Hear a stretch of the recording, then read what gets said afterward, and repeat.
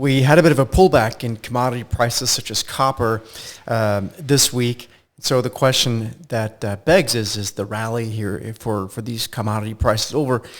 We don't think so. We think actually we're just still in very early innings. So let's have a look at a couple things to see if we can't get our head around this. Let's start off with copper futures first. I mean, look, they had a big rally. They're probably somewhat near-term overbought. They clearly were near-term overbought. They just went from $5 and change to $4, it's a high fours. So, in percentage terms, that's a $10 drop. However, commodities can be volatile. So that's another thing to kind of keep in mind. But in the bigger picture, if we just kind of pull back the chart here, you can see that copper really, it's just beginning that sort of breakout here. This is a multi-year view. In fact, this is a decade and a half plus now view that we're looking at this point.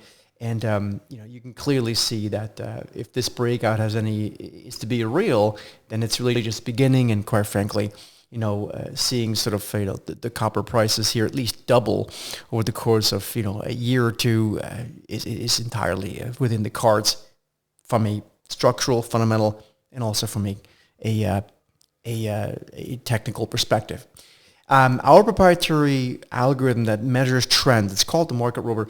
It is currently having we track the copper ETF, CPER. We can also track the futures on here, but I'll just show you CPER because I think a lot of people like to be involved with an ETF.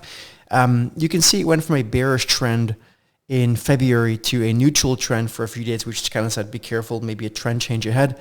And then it became a buy essentially on the 24th of February and was up as much as 30%. Now it's up 22% from those levels. It remains in a bullish trend. So the green background color tells us that it's still in a bullish trend. And again, if we go back to the actual chart of copper, that is certainly something we see there as well. So in our view, copper here, a lot higher to go, very much like gold and some of the other commodities. We think we're nowhere near over. It's just a pullback, a pause in a stronger uptrend. And we would, if anything, be buying the dip here. From our perspective, again, obviously this is not advice. It's just through the lens of education. But I hope it helps, and we'll see you again in the next video.